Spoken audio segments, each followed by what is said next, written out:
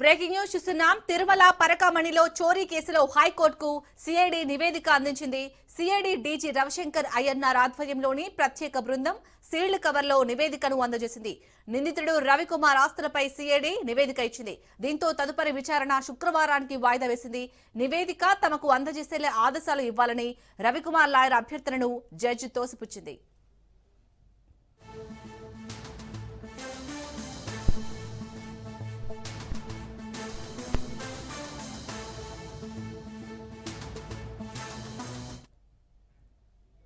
తిరుమల పరకామణి చోరీ కేసులో హైకోర్టుకు సిఐడి నివేదిక అందించింది.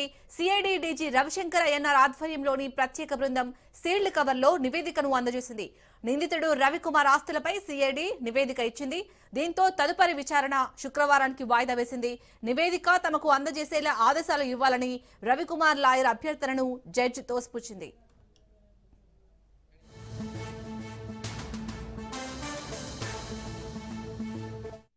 రైట్, ఇక ఇదే అంశానికి సంబంధించి పూర్తి డీటెయిల్స్ మా ప్రతినిధి సాయిబాబు అందిస్తారు. సాయిబాబు, పరకామణి కేసుకు సంబంధించి ఈ కేసు సంబంధించిన డిసెంబర్ 2 నివేదికను సమర్పించాలని హైకోర్టు గడువు విధించింది.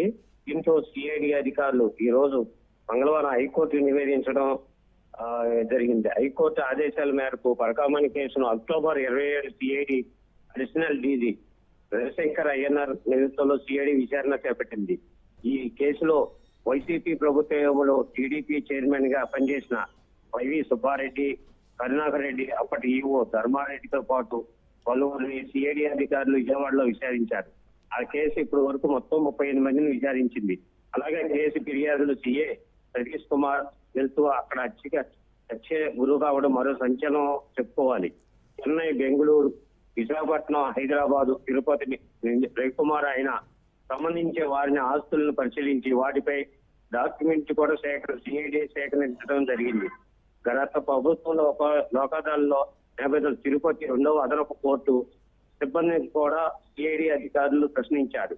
దీంతో సుమారుగా ఈ రోజు పరకామణి కేసులో 370 పేజీల నివేదికను హైకోర్టు సమర్పించడం జరిగింది.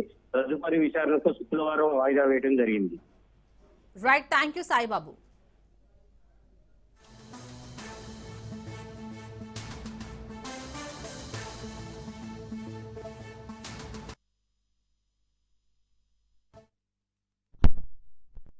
చేసిన వ్యాఖ్యలు రాజకీయాల్లో దుమారం రేపుతున్నాయి. గోదావరి జిల్లాలో కనిపించే పచ్చదనంపై తెలంగాణ నాయకులు దిష్టి పెట్టారని, నరుడి దిష్టికి రాయి కూడా పగిలిపోతుందని అంటారు అని పవన్ చేసిన కామెంట్లపై ఇటు తెలంగాణ నాయకులు బగ్గుమంటున్నారు. పవన్ వ్యాఖ్యలపై తాజాగా మంత్రి కోమటిరెడ్డి వెంకటరెడ్డి సీరియస్ కామెంట్స్ చేశారు. పవన్ క్షమాపణలు చెప్పకపోతే పరిణామాలు తీవ్రంగా ఉంటాయని హెచ్చరికలు జారీ చేశారు. మంత్రి కోమటిరెడ్డి వెంకటరెడ్డి స్పందిస్తూ డిప్యూటీ సీఎం పవన్ కళ్యాణ్ వ్యాఖ్యలు నన్ను బాధించాయని, తెలంగాణ ప్రజలకు పవన్ క్షమాపణ చెప్పాలని డిమాండ్ చేశారు. పవన్ క్షమాపణ చెప్పకపోతే తెలంగాణలో ఆయన సినిమాలు ఆడనివ్వమని మంత్రిగా చెబుతున్న ఒక్క థియేటర్లో కూడా పవన్ సినిమా విడుదల కాదన్నారు. పవన్ ఏం మాట్లాడతారో ఆయనకే తెలియదని, రాజకీయ అనుభవం లేకనే ఇలా మాట్లాడుతున్నాడని విమర్శించారు.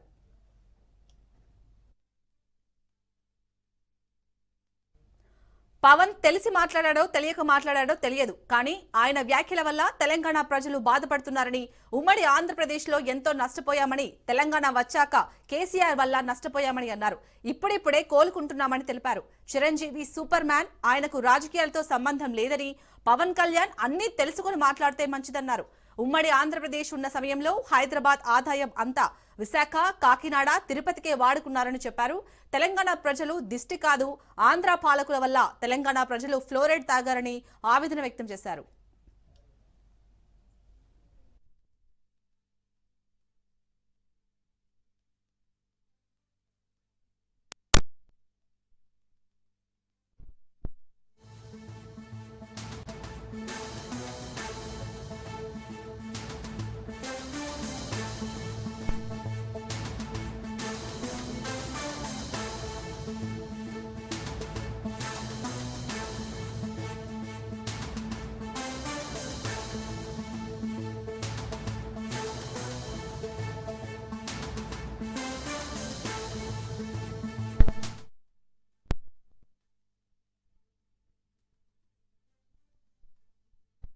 శాపం తగిలేసినట్టుంది.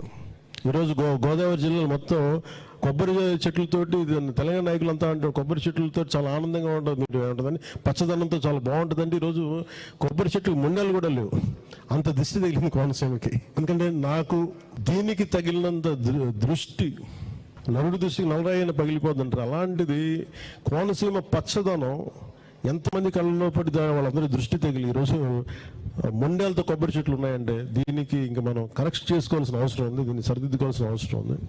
రాష్ట్రం కానీ ఈ విధంగా మాట్లాడి దాదాపు 13 సంవత్సరాలు అయిపోయింది. తెలంగాణ 13 సంవత్సరంలో పడుతున్నది. ఈ సమయంలో మా తెలంగాణని అవమానపరచొద్దని పవన్ కళ్యాణ్ గారు బేషరతుగా క్షమాపణ చెప్పితేనే తెలంగాణ ప్రజలు క్షమిస్తారు. నైజాంలోనే చిరంజీవి ఫ్యామిలీ సినిమాలు ఎక్కువగా ఆడుతుంటాయి. వాళ్ళే ఇప్పుడు దాన్ని క్షమాపణ చెప్పకపోతే ఎవ్వరు కూడా చిరంజీవి గారికి సంబంధం లేదు. Chiranjeevi is a super man, ఆయన ఎప్పుడు కూడా వివాదాలకు దూరంగా ఉంటారు.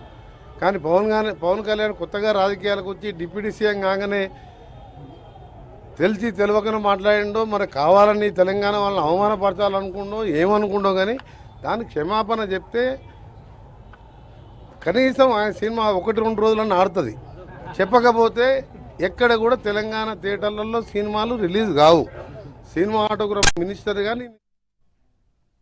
ఇక అంతకుముందు పవన్ చేసిన వ్యాఖ్యలకు బీఆర్ఎస్ నేత Jagadish Reddy, Jadcherla Congress MLA Anirudh Reddy, Congress MLC Balmuri Venkat counter ఇచ్చారు. పవన్ కళ్యాణ్ కు సిగ్గుంటే తెలంగాణను వదిలేసి ఆంధ్రాలో ఉండాలని ఒక వీడియోతో బాల్మూరి వెంకట్ కౌంటర్ ఇచ్చారు. తెలంగాణ నుండి పరిగెత్తించి తరిమి కొడతామని హెచ్చరించారు. గతంలో సినిమాలు ఆడటానికి తెలంగాణ అంటే ఇష్టమని, ఇప్పుడు డిప్యూటీ సీఎం అవ్వగానే మతిస్థిమితం లేకుండా మాట్లాడుతున్నాడని ఆయన అన్నారు. తెలంగాణ ప్రజలకు పవన్ కళ్యాణ్ క్షమాపణలు చెప్పకపోతే ఇక్కడి యువత పరిగెత్తించి తరిమి కొట్టే పరిస్థితి వస్తుందని ఎమ్మెల్సీ బాల్మూరి వెంకట్ వార్నింగ్ ఇచ్చారు.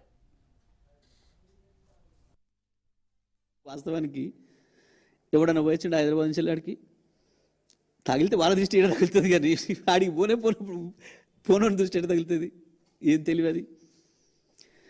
ఇక అటువంటి వాళ్ళు ముఖ్యమంత్రులు ఉప ముఖ్యమంత్రులు అవుతారు. ఏం చెప్తాం మరి మనం మాట్లాడేటప్పుడు నాలుక కంట్రోల్ లేకుండా, బుర్రకు పని పెట్టకుండా, రోజు వస్తే వచ్చిపోయేటోళ్ళు 100,000 మంది అక్కడి నుంచి వాళ్ళు హైదరాబాద్ను చూసేది వాళ్ళు.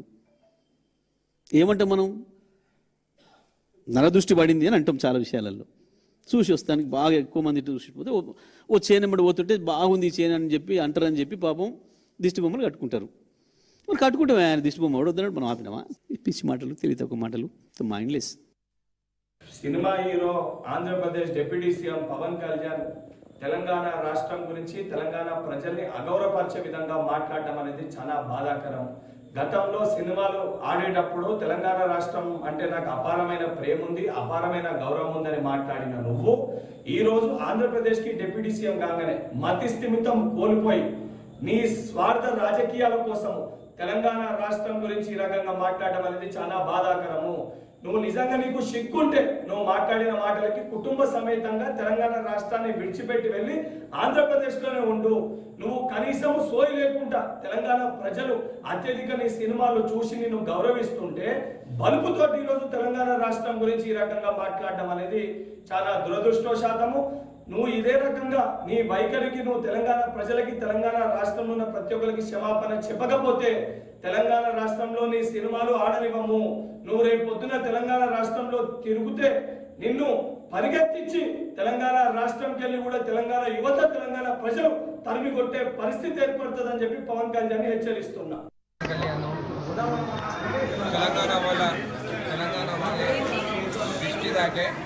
తెలంగాణ వాళ్ళ దృష్టి దాకే కోనసీమలో కొబ్బరి చెట్లు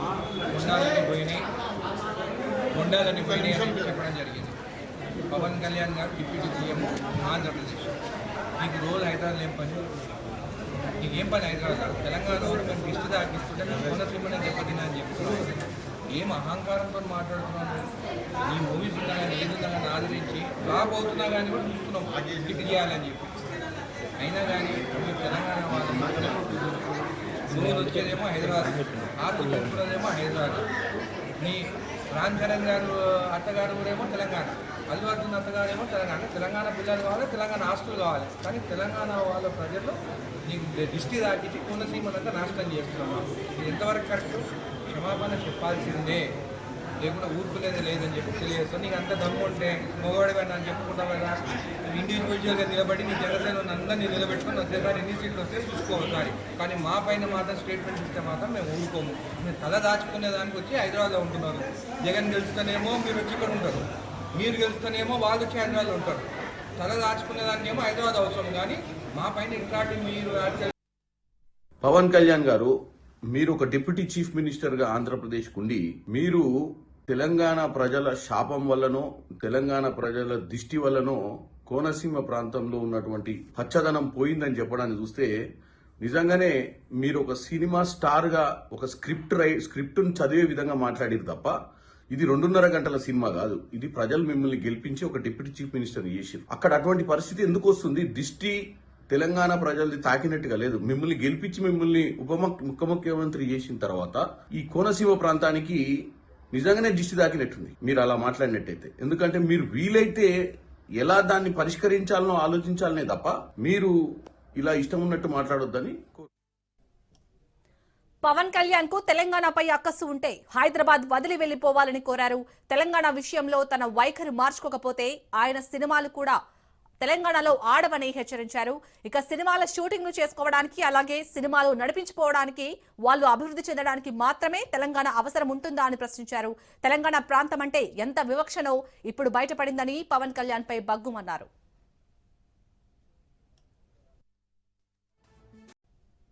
యాదాద్రి భువనగిరి జిల్లా భువనగిరి మండలం గ్లౌస్ నగర్ గ్రామ పంచాయతీ సర్పంచ్ అభ్యర్థి నానం కృష్ణ నామినేషన్ దాఖలు చేశారు.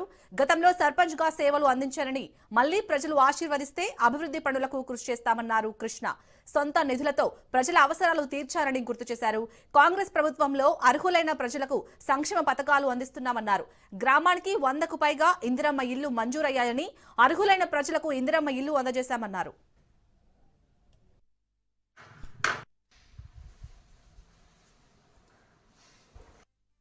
మహిళలకు కుట్టు మిషన్లు శిక్షణ కేంద్రం కూడా ఇక్కడ మనం ప్రారంభించినాం. అందులో ఒక 50 మంది శిక్షణకు వచ్చారు, 150 మంది కూడా వారు తర్వాత వచ్చారు.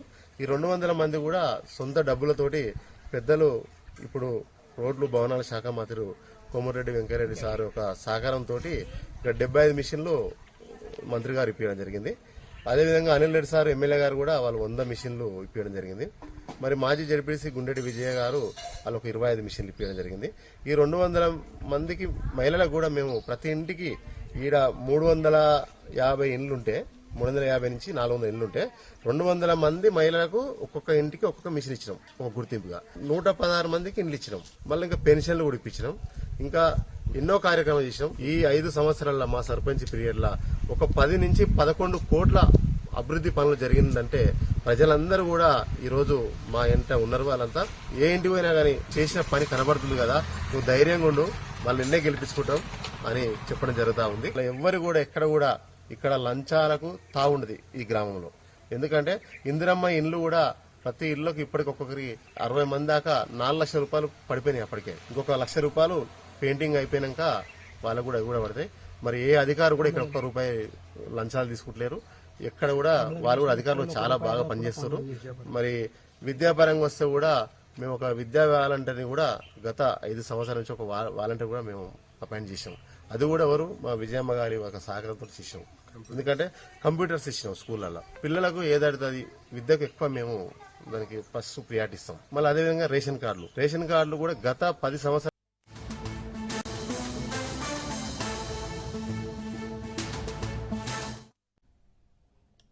కర్ణాటకలో కీలక పరిణామాలు చోటు చేసుకుంటున్నాయి. 2.5 ఏళ్లలో ఎవరు ముఖ్యమంత్రిగా వ్యవహరించాలనే అంశం రసకందాయంలో పడింది. ప్రస్తుతం బ్రేక్ఫాస్ట్ మీటింగ్లు హడావిడి జరుగుతున్నాయి. మొన్న Siddaramaiah deputy CM DK Shivakumar మధ్య బ్రేక్ఫాస్ట్ మీటింగ్ జరగగా ఇవాళ డీకే శివకుమార్ నాటు చికెన్ తో బ్రేక్ఫాస్ట్ మీటింగ్ జరిపారు. అనంతరం సీఎం కుర్చీ వివాదంపై సిద్ధారామయ్య కీలక వ్యాఖ్యలు చేశారు. హైకమాండ్ ఎప్పుడు నిర్ణయిస్తే అప్పుడు డీకే సీఎం అవుతారని అన్నారు. ఢిల్లీ నుంచి తమకేమీ పిలుపు రాలేదని, పిలిస్తే వెళ్లి కలుస్తామని చెప్పారు. ఇద్దరం కలిసి రేపు వేణుగోపాల్ ని కలుస్తామని, రాహుల్ తో చర్చించాక కేబినెట్ లో మార్పులు జరుగుతాయని తెలిపారు. ఇవాళ కూడా అసెంబ్లీ సమావేశాల నిర్వహణపైనే చర్చించామని, కాంగ్రెస్ ఎమ్మెల్యేలంతా ఐక్యంగానే ఉన్నారని సిద్ధారామయ్య స్పష్టం చేశారు.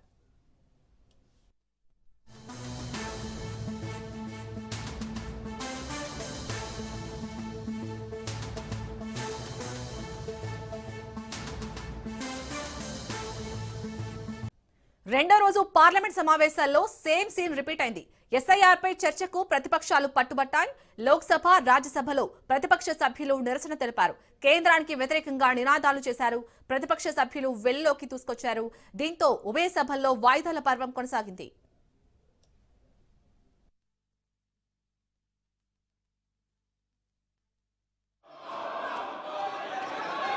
मैं पुनः आपसे आग्रह कर रहा हूं, प्रश्नकाल महत्वपूर्ण है, आप सदन में भागीदारी निभाएं।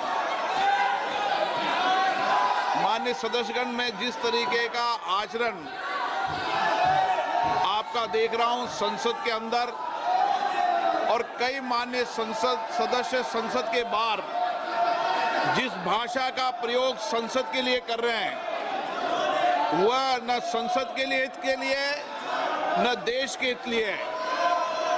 अगर उनके राजनीतिक दलों की यही परंपरा है तो देश देख रहा है संसद के अंदर विरोध असहमति लोकतंत्र में होती है, लेकिन मर्यादा बनाए, शालीनता बनाए और हमारे प्रयास से संसद की मर्यादा गरिमा ऊंची हो। मैं हमेशा हर मुद्दे पर, हर विषय पर आपको पर्याप्त समय, पर्याप्त अवसर देता हूं, लेकिन मेरा आपसे आग्रह है, दुनिया का सबसे बड़ा लोकतंत्र जो दुनिया के अंदर मार्गदर्शन देता है, हमारी संसद की मर्यादा परंपरा भी उच्च कोटि की होनी चाहिए और विशेष रूप से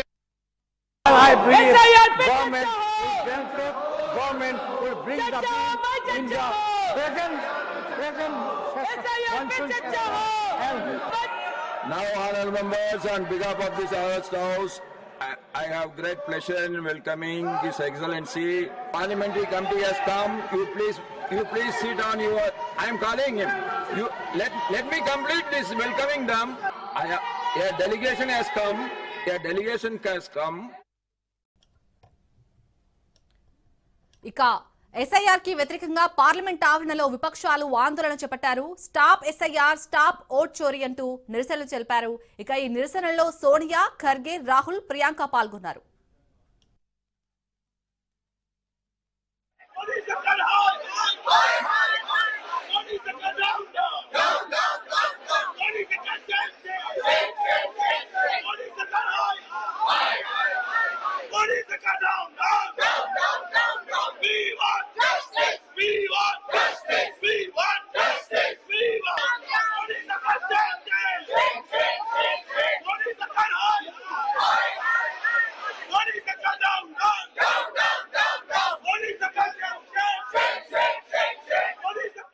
అనకాపల్లి జిల్లా నర్సీపట్నం మున్సిపాలిటీలో అగ్ని ప్రమాదం చోటు చేసుకుంది. శారదానగర్లోని ఓ బేకరీలో తెల్లవారుజామున మంటలు చెలరేగాయి. దీంతో అప్రమత్తమైన స్థానికులు అగ్నిమాపక సిబ్బందికి సమాచారం అందించారు. ఘటనా స్థలానికి చేరుకున్న ఫైర్ సిబ్బంది మంటలను అదుపు చేశారు. మంటలకు పూర్తిగా బేకరీ దగ్ధమైంది. షార్ట్ సర్క్యూట్ కారణంగా ఈ ప్రమాదం జరిగినట్లు భావిస్తున్నారు పోలీసులు. కేసు నమోదు చేసుకుని దర్యాప్తు చేపట్టారు పోలీసులు.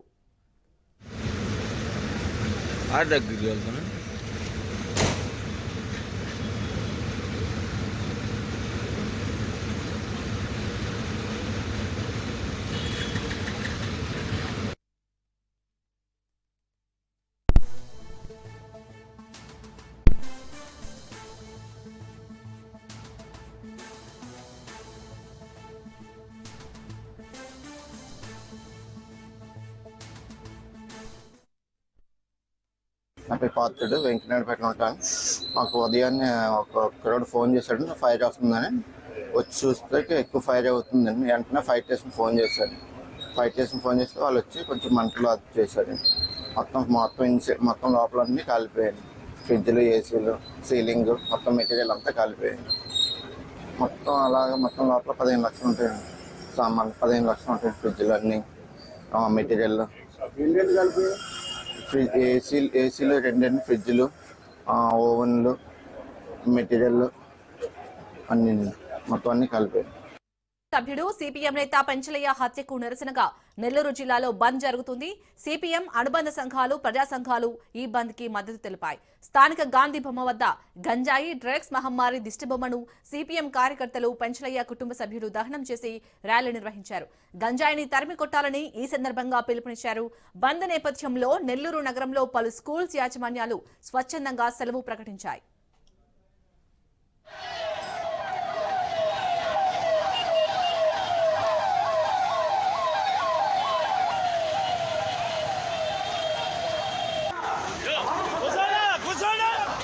ఈరోజు గాంధీ బొమ్మ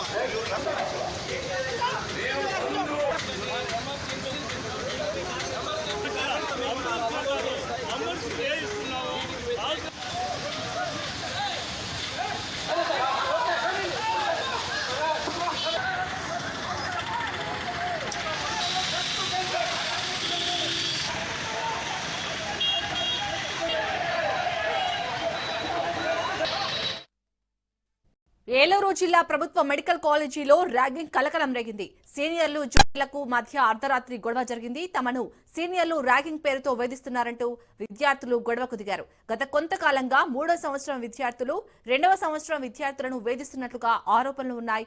15 మంది సీనియర్ విద్యార్థులపై పోలీసులకు ఫిర్యాదు చేయగా ర్యాగింగ్ పై ఆరా తీస్తున్నారు పోలీసులు.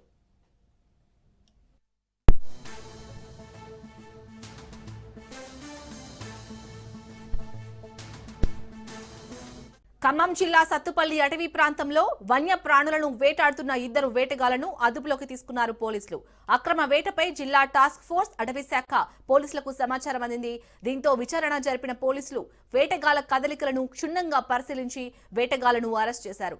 నిందితులపై TG forest act 1967, wildlife protection act 1972లోని సంబంధిత విభాగాల కింద కేసులు నమోదు చేసి కోర్టులో హాజరుపరిచారు. దీంతో కోర్టు వారికి రిమాండ్ విధించింది. వన్యప్రాణుల వేటలో మరికొంతమంది వేటగాళ్లు ఉన్నట్లు ప్రాథమిక దర్యాప్తులో తేలడంతో మిగిలిన వారిని గుర్తించే పనిలో పడ్డారు అధికారులు.